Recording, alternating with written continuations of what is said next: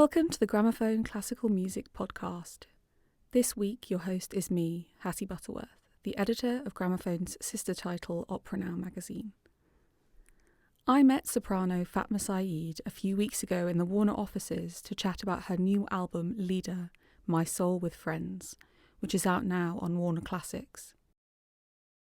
Fatma and I spoke about this element of friendship within a musician's professional and personal life, as well as her creative decisions throughout the album to include a number of pianists and instrumentalists, and even a male voice choir. The album rewrites our preconception of Leader, and along with it, Fatma explores the form and language that's close to her heart.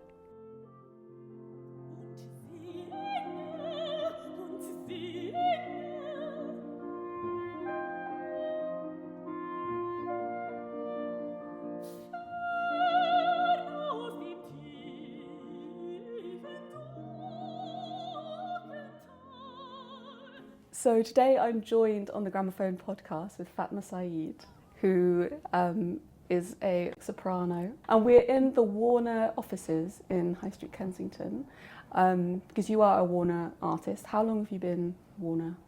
We signed in 2019 and I released my first album right after COVID in 2020. So it's been now almost 5 years. Wow. And how many albums have you released? This is now my third one, so it's been, I've released already 2 albums, and the third one is about to be released in 2 weeks' time. Wow. So tell us about the previous 2, just very briefly. What were those ones, what were you hoping to do with those 2? Mm-hmm. So the very first album, of course, the very first album I ever released has a very special place in my heart. It's called El Noor. El Noor means light. It's an Arabic word, the light. And it was a way of linking and connecting French, Spanish and Arabic music culture together. And the musical elements the 3 of these cultures have in common. So I recorded Scheherazade by Ravel, for example. I recorded songs by Lorca and Obradors. I recorded also Arabic songs, Egyptian and also like Lebanese melodies that are quite well known in the Arab world. And my goal through this album was to connect also the Western world with famous melodies from the Eastern or the Middle Eastern world and vice versa. So that was the first one. The second one was called Kaleidoscope. And that was also like it had a very strong element of exploration because I explored a lot with my voice. The main theme was dance, so all the music I recorded on it were inspired by rhythm, which is a very strong hobby of mine, like dancing. So we had, I was able to record a nice mixture from opera arias to operettas to musical songs to jazzy songs and even pop music. So I was able to use my voice in a lot of very different ways, all inspired by rhythm. And that was a very nice opportunity for me to use my voice as an instrument that can do what it wants rather than being like an opera singer or a classical singer that needs to sing in a very certain way. So that was the second one.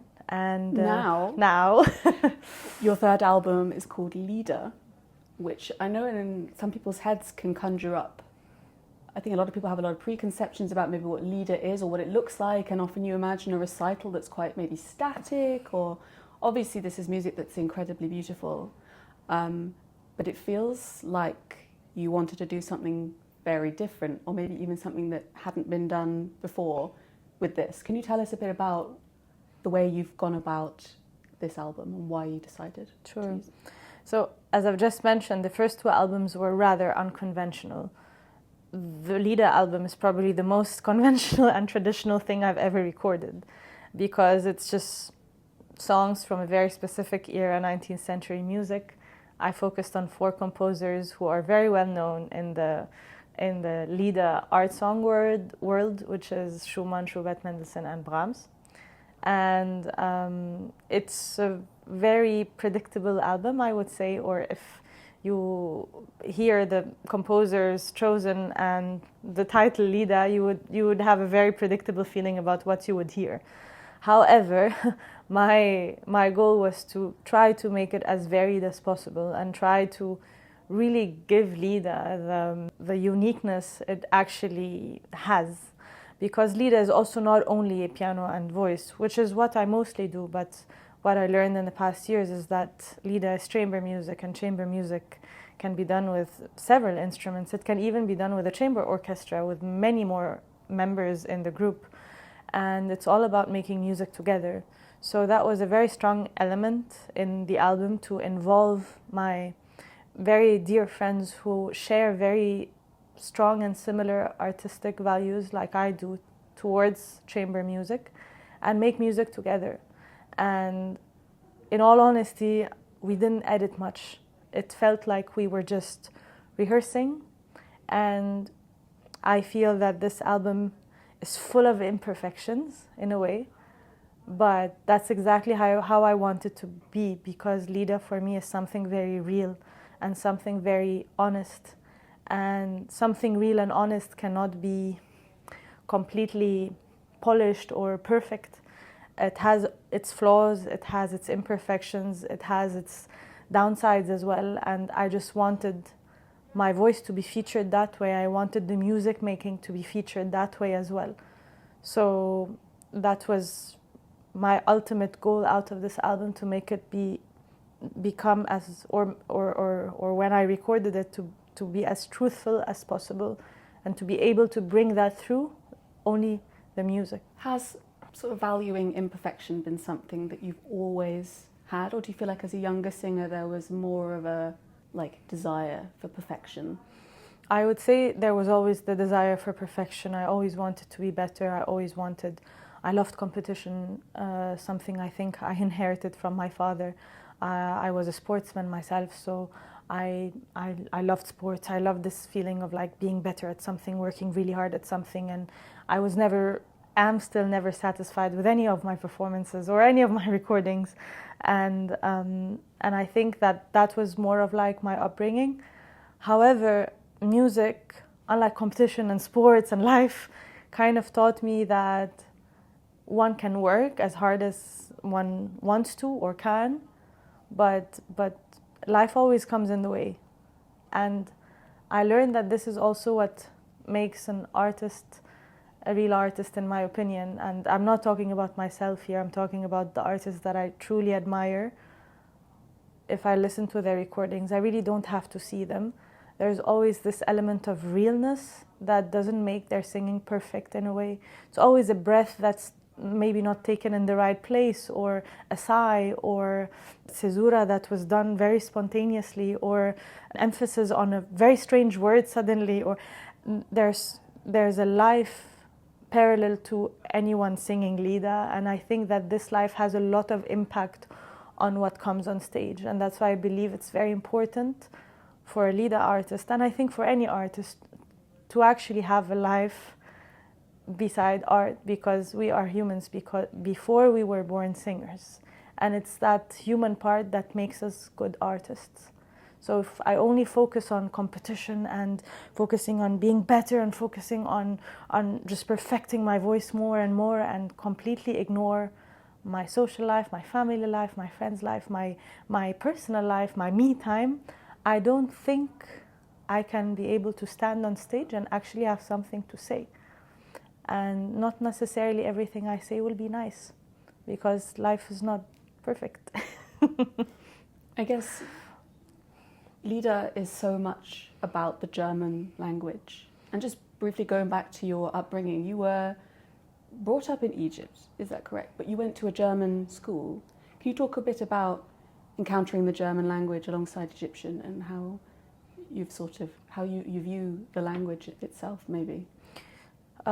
When I went to the German school, I started off with the German kindergarten, so really the German language and the German culture was always part of my life, celebrating Christmas the German way, celebrating Easter the German way, celebrating anything the German way, all the most famous children German songs. That's what I learned at school, which was great. I mean, I turned out to be almost bilingual in German and Arabic.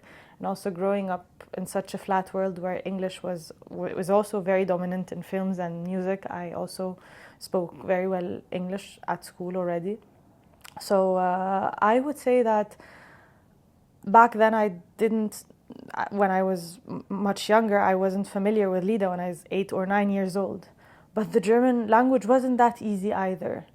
I must say that I fell in love with the German language was when I started singing Lieder and started really appreciating the language of Goethe and Heine and Eichendorff.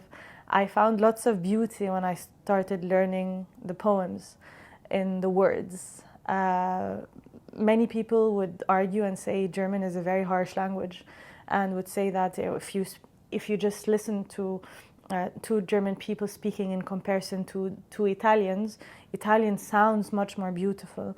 I understand that it has a completely different sound, but since I really went into the depth of the German song and the German language, I do think that the German word has lots of value and lots of beauty, even in the way of pronouncing it. So I came to really love it at a later age, I would say my late teens. How much did the text influence your programming of the album versus the music and your knowledge of that and thoughts of the sound of that? You mean the texts that were chosen for the specific pieces, or yes, the text as a German language? I would say that I'm always drawn by the music, naturally, in everything I hear. It could be also all types of music, it could be jazz or pop or what. I'm always drawn by the music before I'm drawn to the words. But of course, the words strengthen anything, or could also weaken anything that you hear melodically. I think I chose, my selection was completely an emotional selection. And honestly, you can't go wrong if I chose if I made an emotional choice by choosing something like Widmung by Schumann. The one who wrote the poetry is Heine, so you cannot really go wrong with the words there. So I think I'm also rather lucky with the era, because it was an era where the composers were choosing also poetry by very, very, very like almost genius poets. So I think that it kind of comes together, Lieder. That's the beauty of a Lied. You have brilliant text, and you have a composer that takes this text and turns it into music. So I think I didn't really focus so much on choosing the words. I wanted different things. I wanted to have like a nice flow on the album. I wanted to have different guests on the album. So these were rather my priorities, more than really focusing on how the storyline of the text would be like. I think the main thing that stands out from the outset of the album, of course, is these collaborations. And reading the track lists, you see all these names. You have 3 pianists. You have 2 clarinet. One clarinet. 1 clarinet, sorry. A male voice choir. Yes. And a string quartet. Yes. And a harpist. Yes. And a baritone. Sorry, of course, poor Hugh Montague Rendell, another Warner artist who joins you for quite a few of them. Mm-hmm. You begin with this very well-known Schubert piece, Ständchen, and then move on to a piece, Der Herd auf dem Felsen, which I thought sounded so exhausting. You don't make it sound exhausting. Okay, I'm glad you say that. No. I was a bit skeptical once you said Sorry, that. I got to think about those words again, maybe. But as in, the range is so huge, and you end. It's just so much intensity in that piece. Do you feel like you were trying to balance works that were very intense with works that were a bit more well known? Like you mentioned Schumann's Widmung. Like that's a very well known piece. Mm-hmm.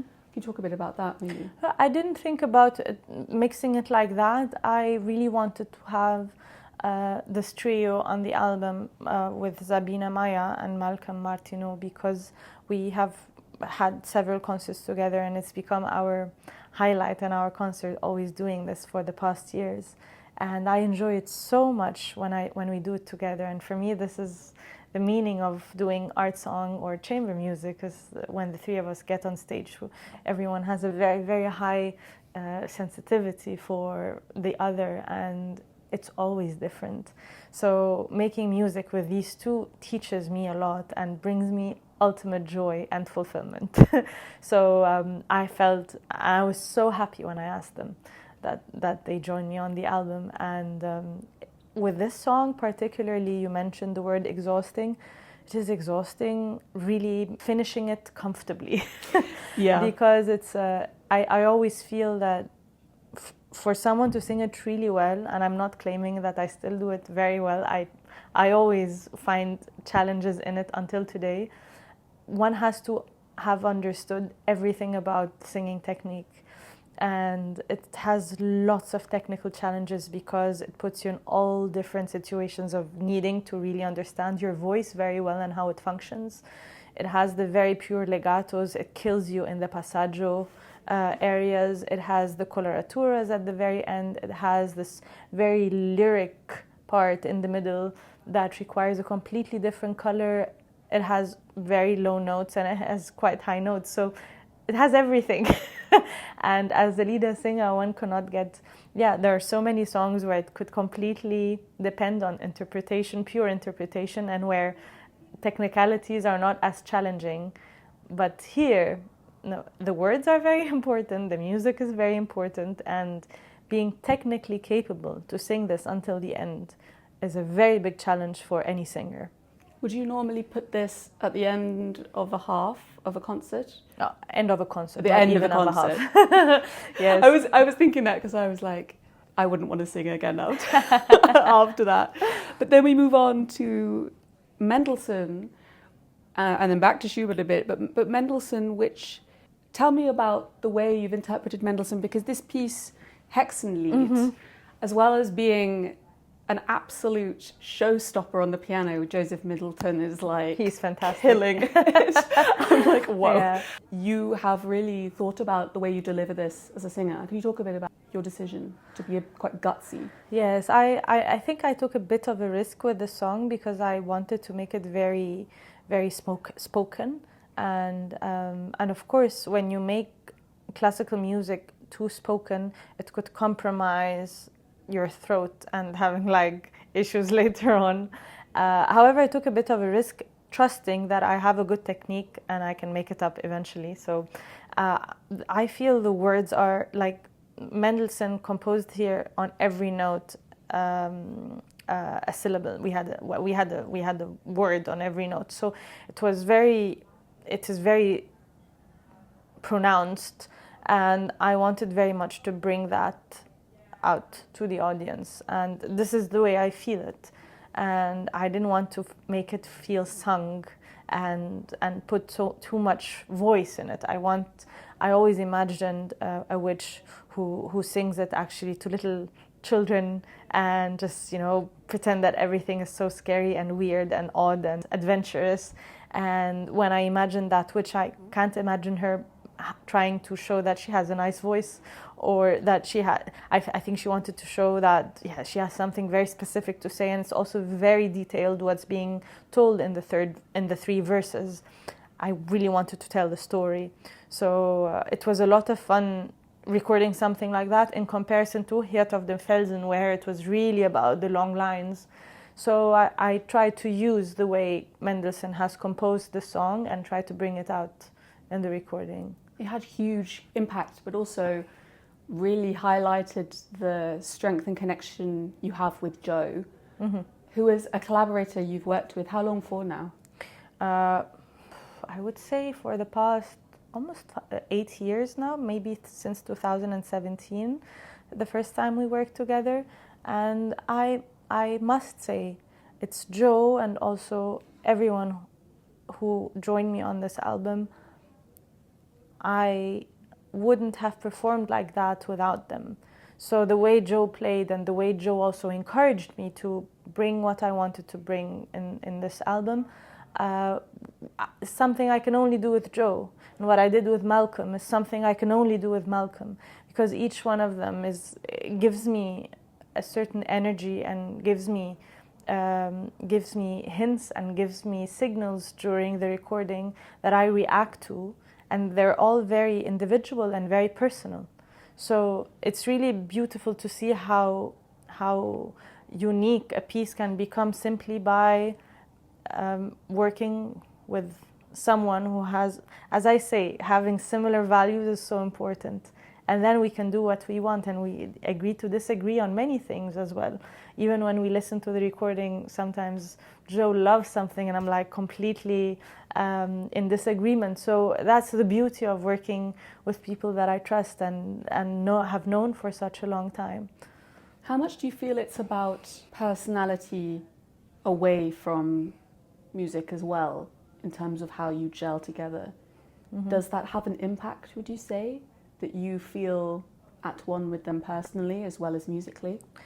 I've come to learn that this is very important for me. And again, it's something I learned. I've worked with many people in the past, and I still do encounter the opportunity of working with new people. And sometimes musically it works well, and I feel that the audience is very happy and we have very successful concerts. However, I realize that personally, it's not someone I would like to work with again. And then I ask myself, is it really worth stopping the collaboration since it was a successful concert? And I've come to terms with stopping the collaboration because for me, the reason why I chose to do this job and the reason why I'm currently choosing to put a lot of emphasis on chamber music and Lieder is because of this very personal relationship you have with the other musicians on stage or the other musician on stage, and not getting along on a personal level is a little bit difficult for me because I might agree musically, but I might not be very fond of the character or of the personality, or have gone through an experience where I realized there is an ego problem coming in the way. This bothers me a lot, and I don't think that it serves the music making, whether in recording or on stage.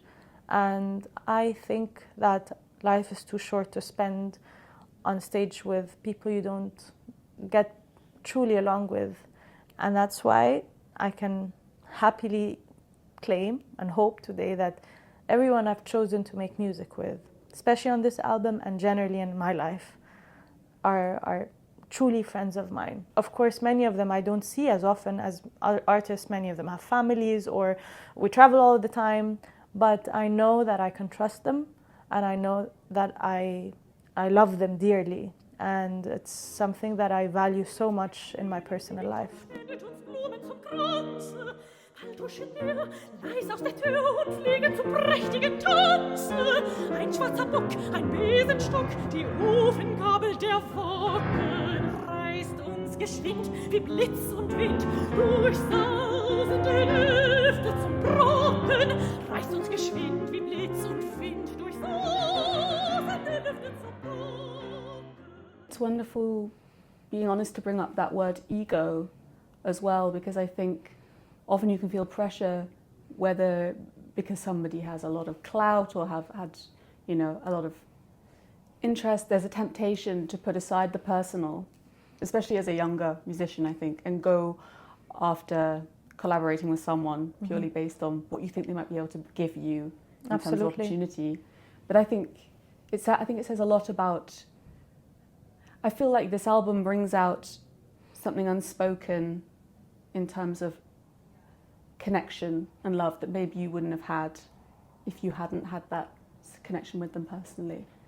I'm glad you say it that way. And I also want to say that I've made a lot of decisions in my life that were not always based on my personal connections with the artist. I'm a product of my experiences. I'm not just born like that. And that's how I learned more what I want and what I don't want to have.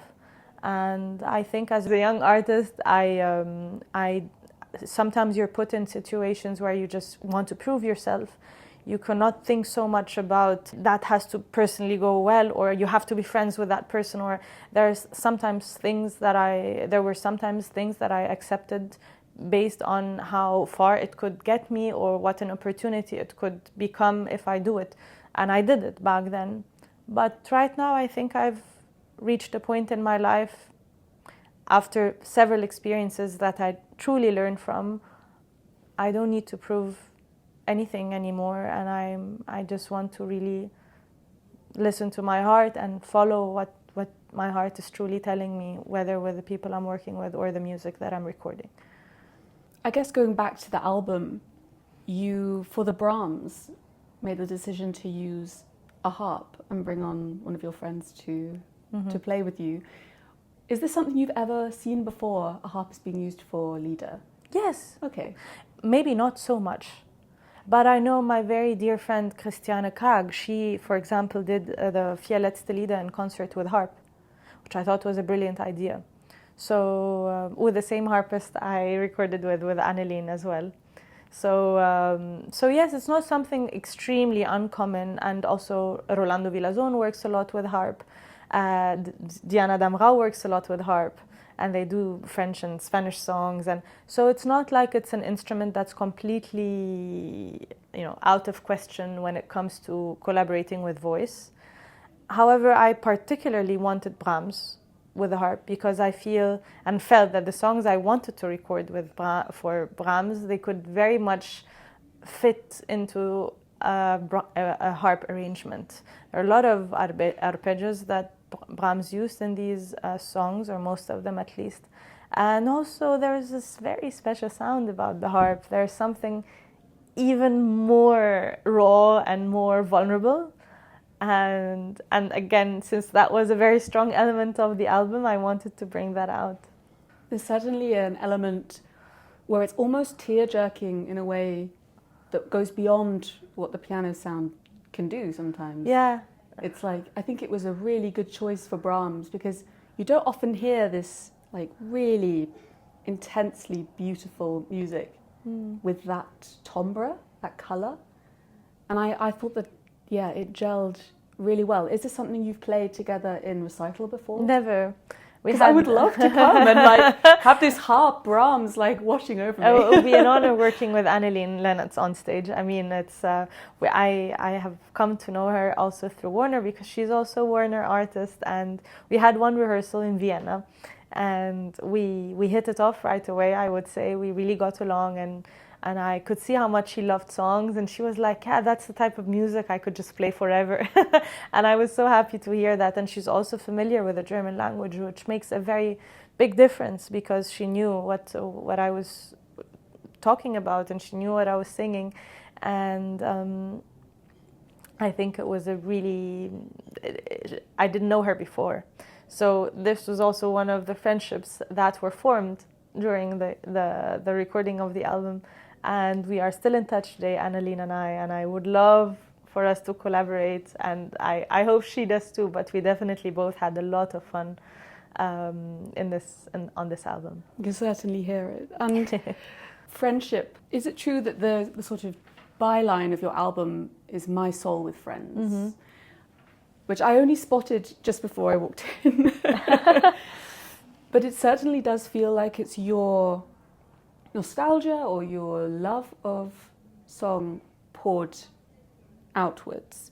And I wonder, how comfortable do you feel? Because I know as a younger singer, sometimes it can be hard to speak your mind.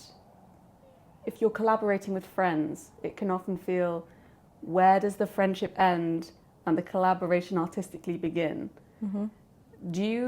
Have you ever struggled with that, or do you feel like you've always been quite well boundaried with, they know that in the rehearsal room I say this and I'm being direct for a reason, I'm not being harsh? Or can you talk about the rehearsal versus outside maybe? Mm-hmm.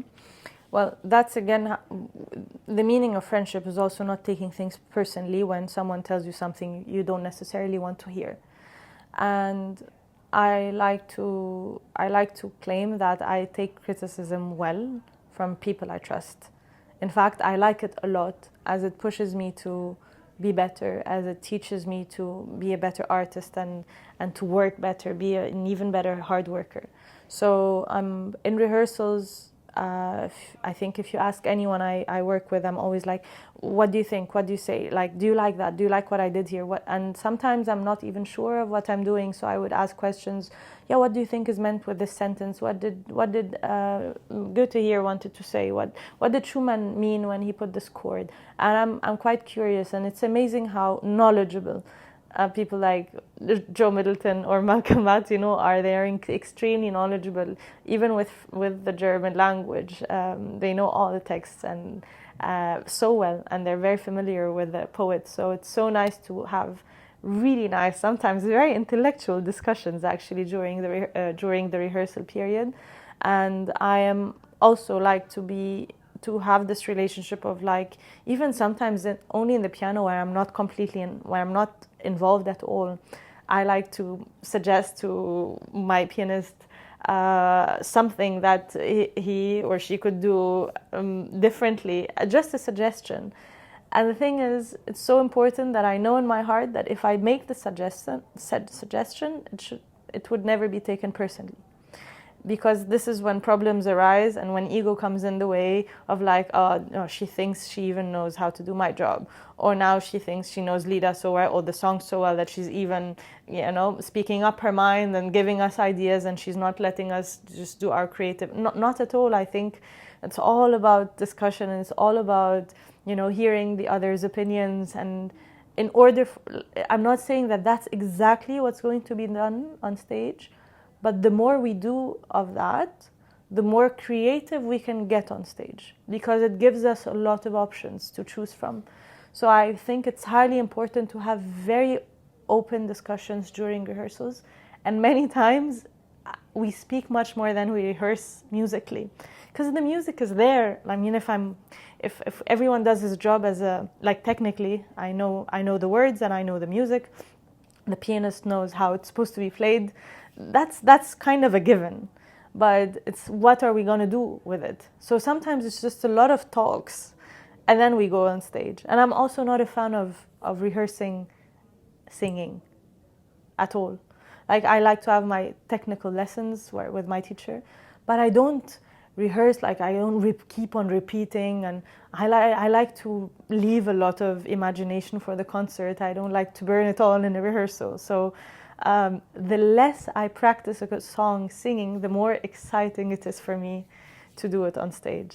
So sometimes I did rehearse songs one time and then went on stage. I cannot imagine to tell you the excitement and the adrenaline rush that happens. Does a lot of your study happen in silence then? Or in my head. In your head? It's brilliant, because I kind of want to give myself the feeling that I am also singing it for the first time, like the listener. So I want to also experience it. It's not like I've prepared it. So I'm really good at practicing in my head and really understanding the text. And I really go through the whole song in my head for days and weeks. And then I do it once before the concert, and then in the concert, so it's still fresh. And then I really get goosebumps sometimes, because it's also me experiencing it almost for the first time. I'm not saying I'm doing this all the time, but it did happen a few times, and sometimes I like to risk it like that. It's a risk. That's so cool. I love that, though. I love that idea, because you can burn yourself out and then you become disconnected on stage. It's I've true. certainly felt that. It's true. That's obviously when you train and when you rehearse excessively. I believe in rehearsals. I'm not saying that I don't believe in. I believe in rehearsals, and but I believe in good. Why not try a different way? Yeah. No, I do. Yeah. I don't tell this to everyone though. Now a lot of people heard me say it, but I wouldn't also recommend that to a lot of young singers. Like, you also have to be so confident inside you that this is not a huge risk you're taking, because obviously you're taking a risk, with your pianist and also the audience and the promoter and everything. So you don't want to screw it up. But it's self-trust as well. 100%. And I think often we don't have much of that. We should. But we really should. We really should. In terms of being on stage, you're almost looking for... I think often people compare adrenaline to anxiety quite a lot, and say that we should reframe anxiety as excitement and things like that. It feels like you're almost looking not for anxiety but for that rush that I think a lot of us are quite scared of. Has performance anxiety been something you've dealt with, or have you always felt like the stage is very much your home? No, I think it's always different with every performance. I cannot give you a very general answer. I think there are performances where I go on stage and feel at home right away. It could be the audience's energy. It could be the energy of the stage itself or the hall itself. And sometimes I feel there is some work to be done in order to make it feel like home. And by the time I finish, I would say work has been done. I felt very comfortable today. But I worked on it. And sometimes I need to work on the audience. Sometimes I'm not received in a very, warm, welcome way. And sometimes I have to, and it's all like body language. It's all the way of interpreting things. It's what you do in between the songs. Where do I look? What do I just stand there? Do I look bored? Do I look to the audience? Do I look up? Do I look to my pianist and just make it feel very, like put a barrier between me and my audience, just make myself feel I'm in my own bubble?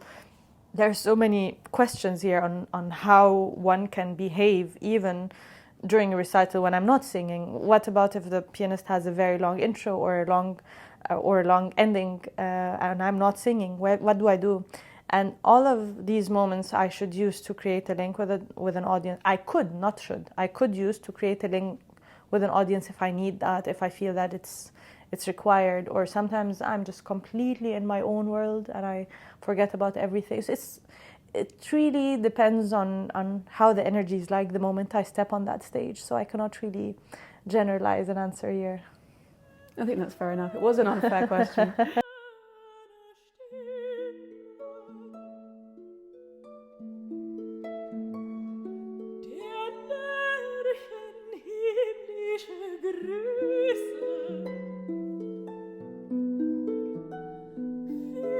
But looking forward now, you have this release, which is on, I think, the 7th of February? Correct.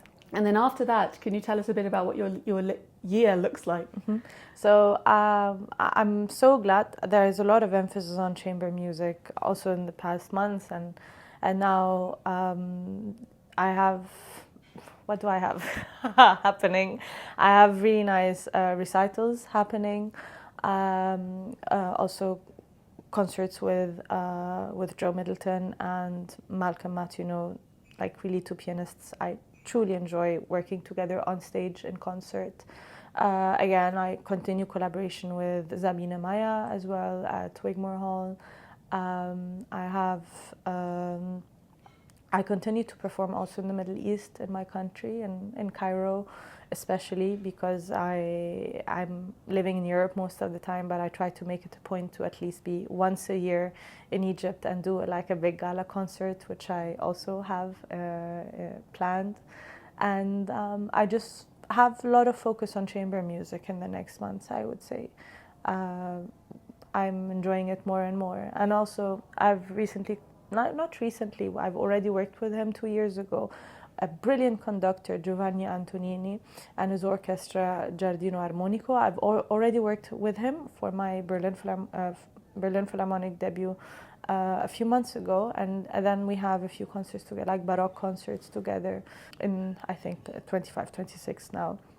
And again, chamber music with a chamber orchestra such as Giardino Armonico, that brings me a lot of joy, because despite of it being a much bigger group to work with, but if you have also a good conductor, you're able to make music with each musician in the orchestra, which gives me pure joy. Well, all the best for the release. And Thank you. It's been so lovely to chat to you. No, same here. Thank you so much.